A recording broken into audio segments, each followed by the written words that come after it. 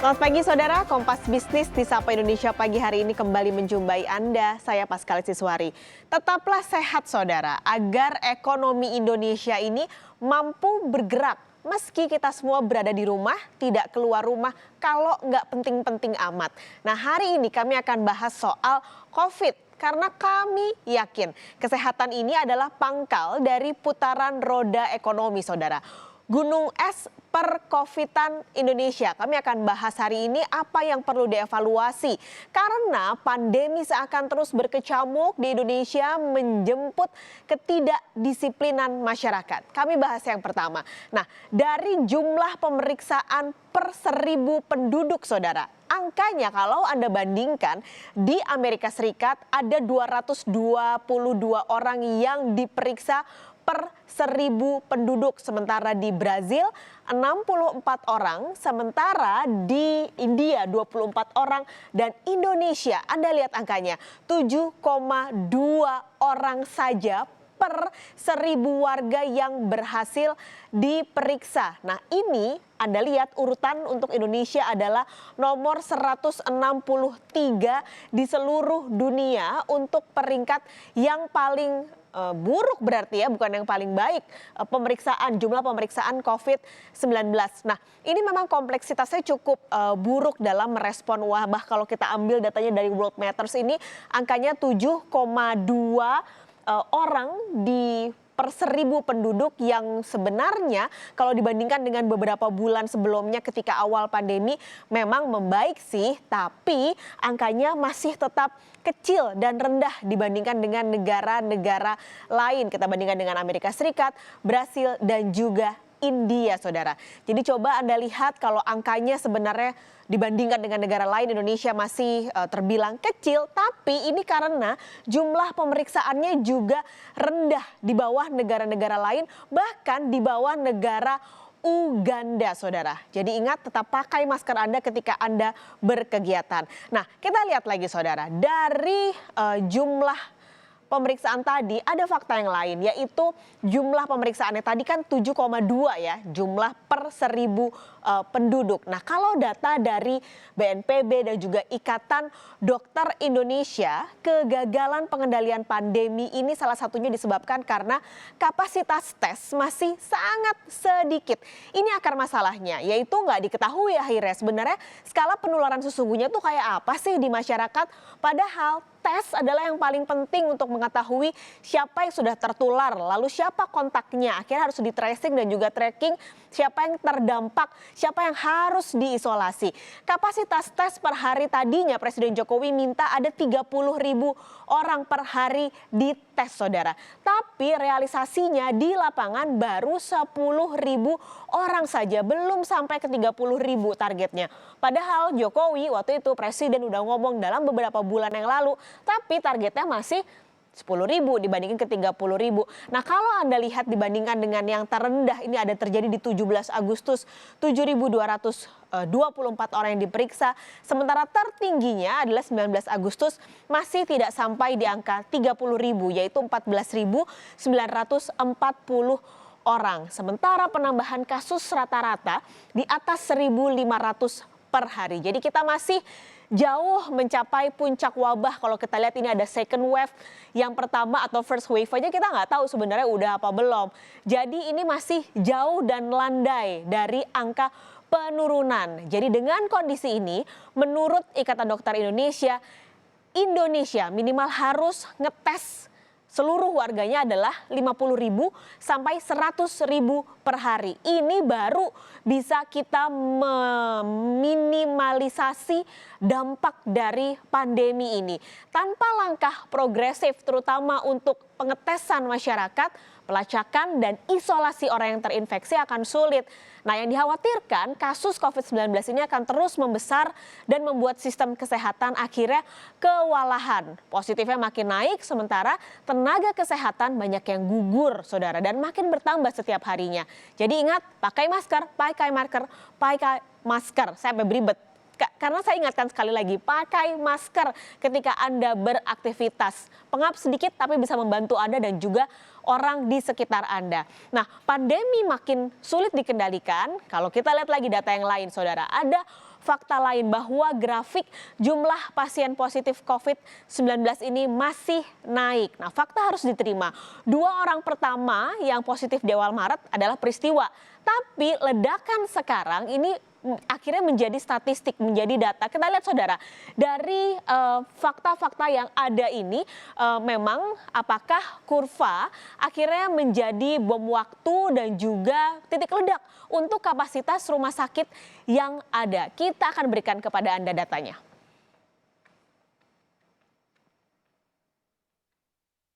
Tersengat dari sebuah peristiwa di awal Maret, berubah menjadi grafik statistik lalu menjelma sebagai fenomena gunung es, pandemi COVID-19 di Indonesia adalah amukan dalam senyap. Permasalahan yang nampak seakan tak sebesar yang sebenarnya. Buktinya mudah menemukan masyarakat yang berlomba pamer ketidakpedulian, jumawa tanpa memakai masker di tempat umum. Kebebalan berlanjut, pandemi menjemput. Angka positif per 23 Agustus bertambah 2.032 kasus, membuat total masyarakat yang terinfeksi menggunung di 153.535 orang. Ketenangan semu dibalut istilah orang tanpa gejala. Bagaimana dengan kekebalan yang payah? Satu keniscayaan, tempat tidur di rumah sakit rujukan dipastikan makin sempit. Ada 8.900-an orang yang berebut tempat tidur di kemudian hari. Nah, tadi balik lagi dengan rata-rata kenaikan angka harian sebesar 559, dengan asumsi semuanya ini harus dirawat inap di tempat tidur rumah sakit, maka sisa 1.660 tempat tidur tadi itu akan tidak cukup gitu loh. Ini kondisi ekstrim ya. Tapi tentu saja analisanya tidak bisa dibuat ekstrim dan terlalu mentah seperti itu. Nah, Jakarta ini juga kami hitung kemarin ada satu lagi sudut pandang yang menarik. Dari total cases Jakarta itu sudah nembus 30.000. Nah, ini kalau kami hitung Jakarta ini udah setara sama negara nih di ASEAN ya. Kita melangkah ke ruang data kapasitas rumah sakit. Mengutip Ikatan Dokter Indonesia alias IDI, ketersediaan kapasitas tampung pasien COVID Indonesia sudah lampu kuning. Tanpa antisipasi berarti bom waktu tak lama lagi meledak. Di DKI Jakarta, kapasitas terisi sudah 48% atau tersisa 2.500 kasur saja. Kondisi paling parah adalah Papua dengan tingkat okupansi 94% dan tersisa 27 tempat tidur. Kapasitas rumah sakit di DKI Jakarta saat ini memang belum penuh, tetapi sisa tempat isolasi hanya untuk 1.500-an orang dan ruang ICU tersedia tinggal untuk 145 orang. Jakarta adalah zona hitam COVID, sebab rata-rata tingkat positif hariannya mencapai 8,5%. Melebihi batas aman WHO di angka 5%. Kita Indonesia akan mengalami masalah yang lebih serius mengenai COVID-19. Itu pertanyaannya.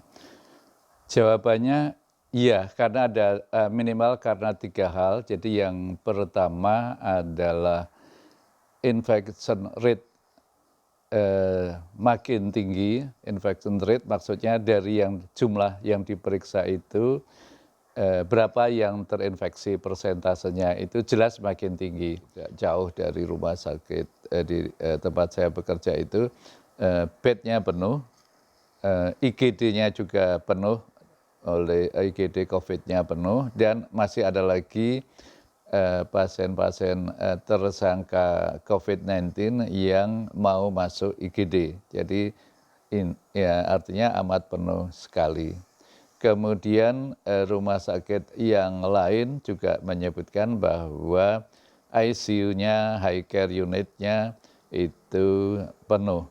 Ruang rawat COVID-nya tadinya penuh, sekarang berkurang sedikit, tapi intinya masih hampir penuh. Rumah sakit yang lain juga idem dito. Jadi secara keseluruhan ini menjadi serius, bukan sekarang kan masih asal menunggu kemudian bisa mendapatkan tempat walaupun tidak mudah. Namun untuk 1 bulan lagi di mana kasus kita COVID-19 hampir pasti di atas 200.000 sebulan dari sekarang, maka kondisi ini perlu diantisipasi. Jadi bed COVID harus ditingkatkan, jumlah bed COVID. Atau rumah sakitnya jumlahnya perlu ditambah, minimal untuk Jakarta. Satgas ID memproyeksikan Indonesia akan menghadapi situasi yang lebih berbahaya pada September mendatang. Artinya, tak perlu berbicara jauh tentang gelombang kedua, karena gelombang pertama belum terpecahkan. Vaksin dan kapasitas rumah sakit beserta daya tahan tenaga medis saling berkejaran. Kapan kita harus melakukan protokol kesehatan? Jadi saat ini kita harus, mau nggak mau, kita harus melakukan protokol kesehatan untuk mencegah supaya kita tidak tertular atau kita menularkan COVID-19 ke orang lain. Begitu pula nanti kalau vaksin sudah ditemukan, bukan berarti langsung kita bebas, sebebas-bebasnya nggak usah hidup dengan protokol kesehatan. Tidak. Karena begitu vaksin ditemukan akan butuh waktu untuk kita memvaksinasi seluruh penduduk Indonesia atau paling tidak 70% penduduk Indonesia untuk mencapai herd immunity. Nah, selama itu belum tercapai, ya kita harus melakukan protokol kesehatan. Jadi, protokol kesehatan ini kita harus lakukan dalam waktu lama. Mungkin bukan hanya setahun, bisa 2 atau 3 tahun sampai wabah COVID-19 ini terkendali. Silakan berteriak lantang jika perlu dengan dada membusung keegoisan. COVID-19 bukan satu-satunya penyakit yang mematikan. Masih melimpah penyakit lain yang daya bunuhnya berlipat-lipat. Renungkan, jernihkan pikiran. Inilah titik balik toleransi kemanusiaan. Naikkan kelas empati kita lewat masker. Rumah sakit, tenaga medis, tak melulu tertuju untuk COVID. Banyak pasien penyakit lain yang juga manusia. Jangan sampai mereka justru meregang nyawa karena fasilitas medis direbut keabayan yang menganggap remeh COVID-19. Aulia Faradina, Singgah Ramadan, Kompas TV, Jakarta.